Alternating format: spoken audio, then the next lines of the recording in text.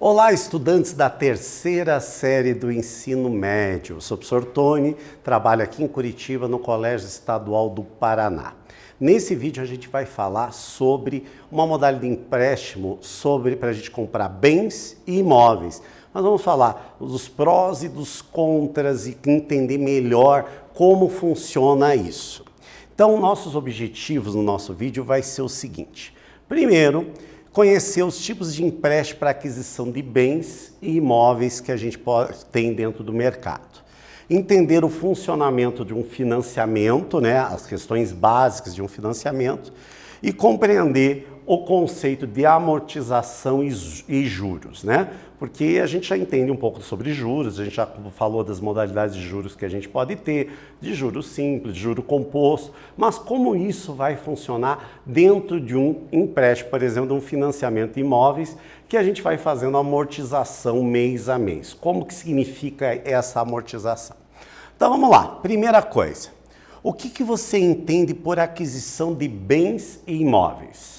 Bem, uma pergunta parece complexa ou muito simples para alguns, é exatamente quando a gente precisa comprar um carro e não tem todo o dinheiro, ou comprar uma casa, que é difícil a gente juntar, então que normalmente a gente faz? Um financiamento, Esse financiamento, hoje em dia, se você perguntar para o vovô, para a vovó, ele vai dizer que antigamente o juro era bem alto para a aquisição desses bens. Hoje o juro já é bem menor, Por que ele é menor? Exatamente, bem menor que um cheque especial, do que um cartão de crédito, porque o próprio bem, ele é a garantia desse empréstimo. Se não pagar, eles retomam esse bem, o banco ou a financiadora. Você conhece alguém que precisou fazer empréstimo ou para adquirir um carro, uma moto ou um imóvel? Tenho certeza que na casa de vocês provavelmente alguém já fez isso, E que foi uma necessidade exatamente para atingir alguma meta ou uma necessidade da família. Sabe que essa pessoa, sabe o que essa pessoa queria comprar com esse empréstimo? Tenho certeza que foi ou um carro, ou uma moto, ou um imóvel. Tenho certeza que foi uma dessas três opções que veio na cabeça de vocês, porque são as mais comuns. Mas poderia ser feito outras? Claro!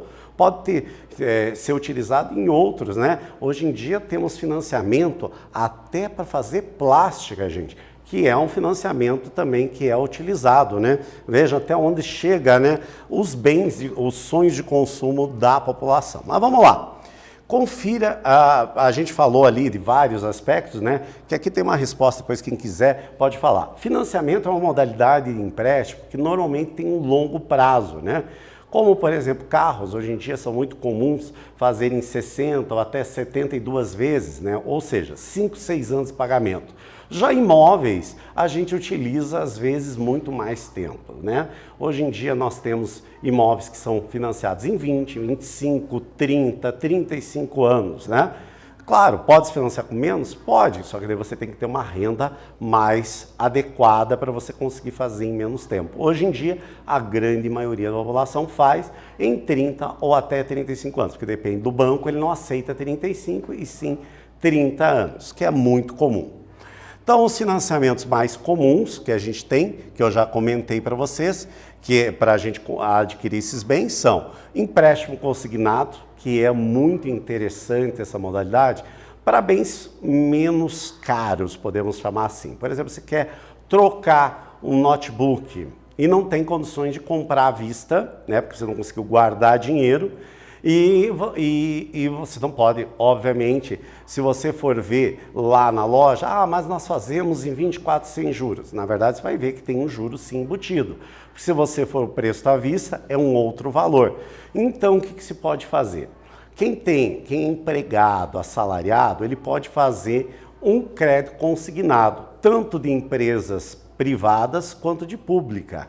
Por quê? Porque a garantia vai ser o salário, vai ser descontado. Ou seja, esse empréstimo pode conseguir em torno de 1% ao mês, que é um empréstimo muito, muito barato e rápido de se conseguir. Muito mais rápido do que um financiamento que você teria que levar, ou um empréstimo que você teria que levar um fiador, e demoraria muito mais tempo e talvez até o juro seria mais alto.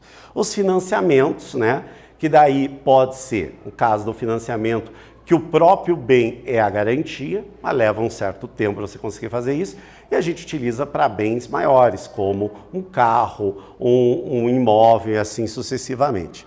E também por boleto bancário, só que boletos bancários normalmente são para menos tempo e aí o juro normalmente é um pouquinho mais alto quando eu faço esse tipo de financiamento, né? Existe até algumas lojas ainda que utilizam os famosos carnezinhos de pagamento. Apesar de toda a modernidade, ainda tem lojas que fazem isso em vez do boleto bancário, que não deixa de ser também um tipo de boleto bancário. Então a gente já conversou a respeito desses financiamentos que ocorrem e como se utilizar, e vale a pena sempre que a gente vai adquirir um crédito, a gente pensar muito bem sobre os impactos que ele vai ter dentro do nosso orçamento individual ou no nosso orçamento familiar, porque isso não vai impactar apenas naquele mês, vai impactar em muitos meses ali que a gente vai necessitar. Então tem que tomar muito cuidado para a gente utilizar. Como a gente já comentou, o financiamento de imóveis, hoje em dia, cada vez está caindo bastante os juros que são cobrados sobre esses financiamentos, porque exatamente há uma garantia do dinheiro, que é pelo próprio financiamento, né, o próprio bem, e hoje em dia também, quem empresta esse dinheiro consegue, se há um atraso, ele consegue retomar muito mais rapidamente. Antigamente, quando havia atraso, demorava 1, 2 anos para quem financiou retomar o bem. Hoje em dia, a partir de um atraso pequeno, de 1, 2 meses, 3 meses, já começa o processo para rever o bem. Por isso, precisa ser muito bem planejado para você não perder esse bem. Se você perder o emprego, então você tem que ter exatamente uma garantia de como fazer isso. Os prazos mais comuns de financiamento são de 30 anos, né? E nós temos os programas federais, por exemplo, como tivemos nos últimos anos, Minha Casa Minha Vida, exatamente que possibilitava adquirir esses bens. Os programas podem mudar de nome, mas a maneira e a proposta é exatamente a mesma para adquirir bens, às vezes até com juros reduzidos dentro desses programas, que há uma redução de juros em relação às taxas de mercado dos bancos em geral. Bem, vamos ver um exemplo aqui. Arthur, aluno terceira série do ensino médio, decidiu comprar uma bicicleta para trabalhar com entregas. Hoje em dia é muito comum no Brasil, né, nesse período. Verificou que à vista a bicicleta custaria R$ 800. Naquele momento, a loja ofereceu a ele uma possibilidade de pagar a bicicleta em parcelas única no final de 6 meses, em regime de juros compostos a 3,5% ao mês. Qual será o valor que ele vai pagar no final do 6º mês? Ou seja, ele não tem dinheiro à vista, mas a loja ofertou uma possibilidade de pagar depois de 6 meses essa modalidade, usando a modalidade de empréstimo, obviamente usando juro composto. Então, como é que vai se calcular esse juro composto? O juro composto é dado pelo montante. O que é o montante? A soma do capital mais o juro, ou seja, é o valor que ele vai pagar no final de 6 meses. Que é igual ao capital, no caso dele R$ 800, mais a taxa ali de 3,5% ao mês, que tem que dividir por 100 para colocar aqui em valor decimal, elevado ao tempo, no caso ali é os 6 meses. Então vocês vão aplicar esta formulazinha usando a calculadora, não tem problema utilizar a calculadora nesse momento, né? E é bastante interessante. E vou dar um tempinho para vocês resolverem e já voltamos a conferir para ver qual é o valor que ele vai pagar essa bicicleta depois de 6 meses.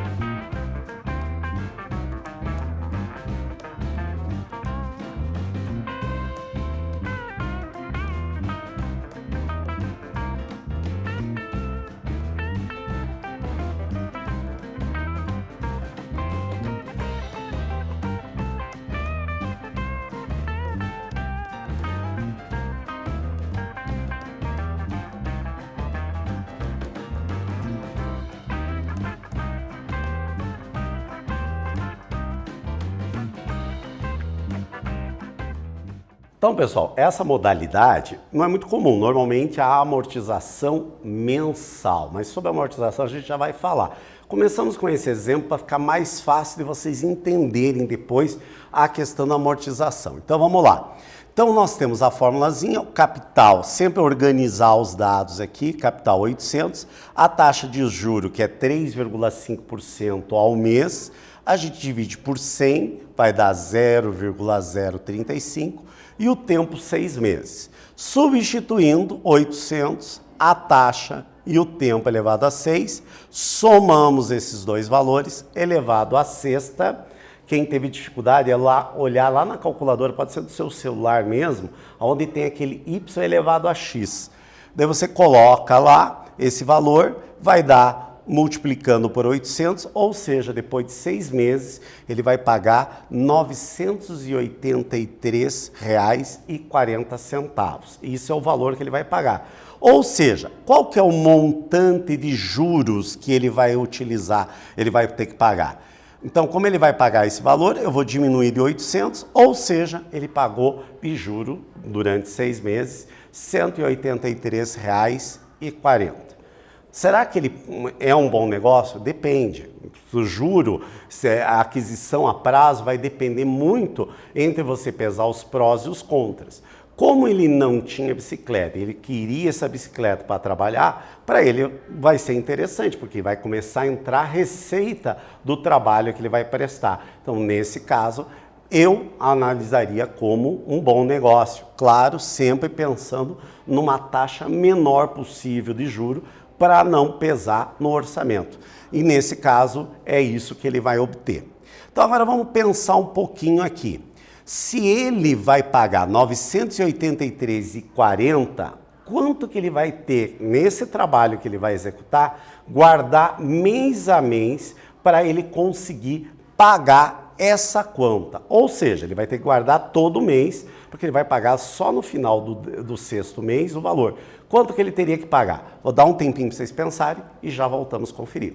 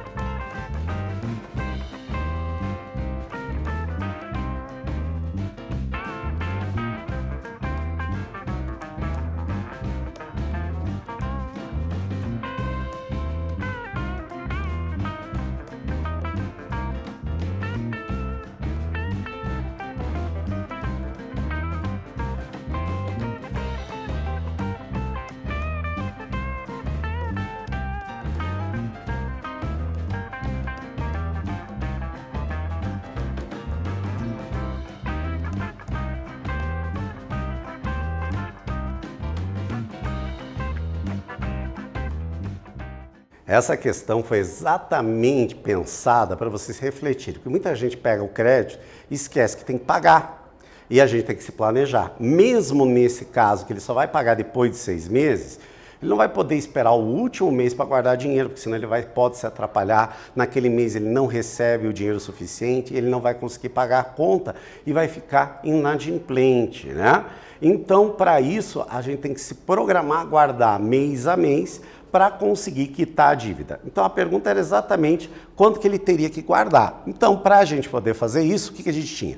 A dívida era R$ 983,40, ele iria fazer isso durante 6 meses, então vai pegar esse valor e dividir por 6. Então, no mínimo que cada mês ele teria que guardar, seria R$ 163,90, que seria o valor para ele quitar a sua dívida depois de 6 meses. Tranquilo?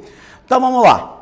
Continuando, se você dividisse, então, o valor aqui dos R$ 800 por mês, eu quero saber quanto que ele pagaria de juro todo mês. Ou seja, quanto ele pagaria de parcela e quanto que ele vai pagar de parcela por mês e de juro a cada mês. Então, ele tinha R$ 800, ele vai pagar em 6 meses, então ele pagaria do principal, ou seja, do valor que ele emprestou todo mês, ele guardaria R$ 133,33.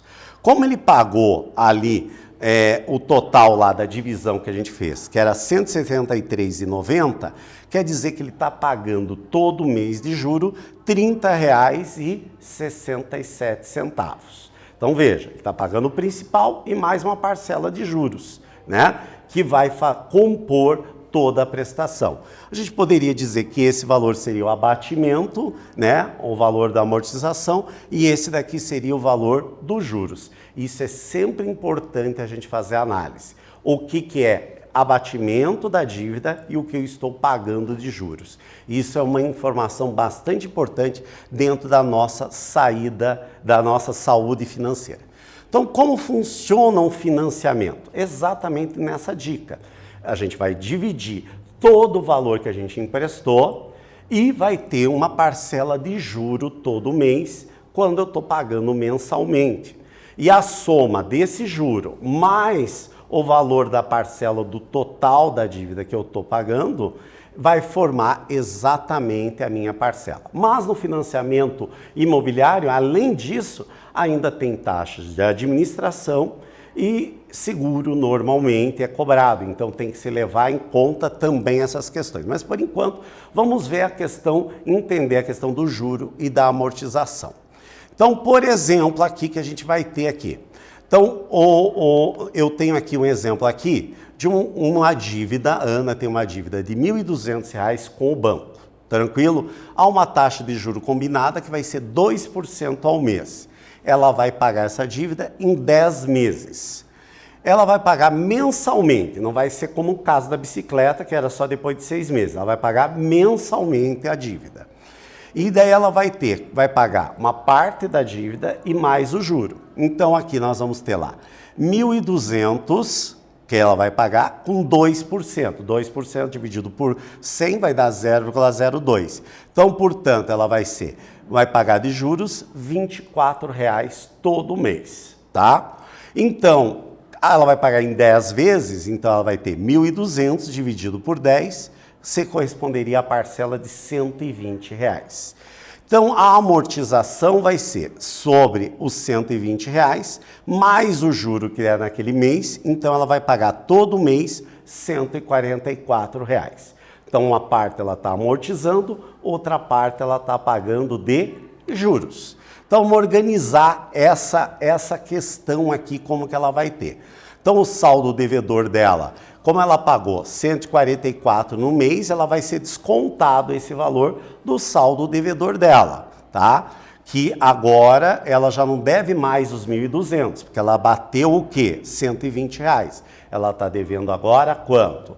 R$ 1.080, não deve mais 1.200, porque ela bateu R$ 120,00 lá. E ela vai pagar esse 1.080 sobre 9 meses, tá? Suponha que depois de realizar esse primeiro pagamento, ainda sobrou dinheiro e ela amortizou mais R$ 250 da sua dívida. Então, qual vai ser o valor da sua próxima parcela? Isso é bastante interessante financiamento, que se você tem um dinheirinho sobrando lá, você vai lá e quita, consequentemente você vai pagar um pouco menos de juros. Vamos ver essa situação. Então ela tinha 1.080, que ela estava devendo, que ela pagou lá a prestação do mês, e pegou essa amortização de mais 250 que sobrou naquele mês, e ela pôde amortizar a dívida dela. Ou seja, o novo saldo devedor dela passou a ser 830. Como ela vai ter agora 830, os 2%, o juro das próximas parcelas vai ser R$ 16,60. Como esse valor, ela quis abater o saldo devedor e não o tempo, ela continuou dividindo por 9 meses.